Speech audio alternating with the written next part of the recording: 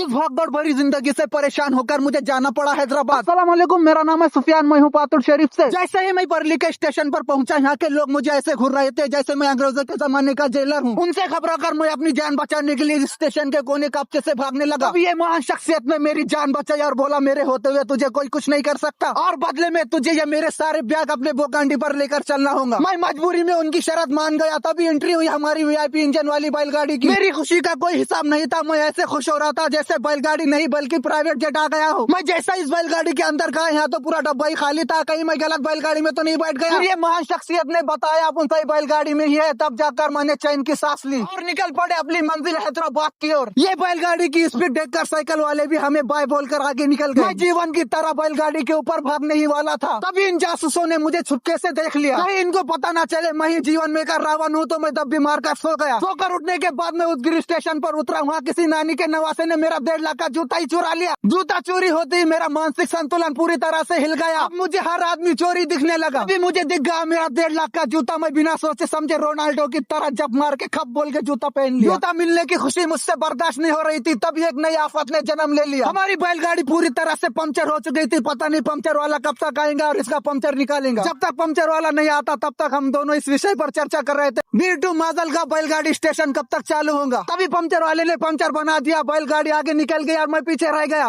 ऐसे तैसे करके मैं बैलगाड़ी के अंदर घुस गया। चढ़ने के बाद मैं बाहर का नजारा देख रहा था। तभी अचानक बैलगाड़ी नागिन डांस कर रही थी। मैं नागिन नागिन नागिन डांस नाचना, ये देखकर मैं हक्का बक्का हो गया। और कुछ ही घंटों में मैं हैदराबाद पहुंच गया। आज के लिए इतना ही, मिलता हूँ आपसे अगले ब्लॉग में। तब तक के लिए फॉलो कर लो।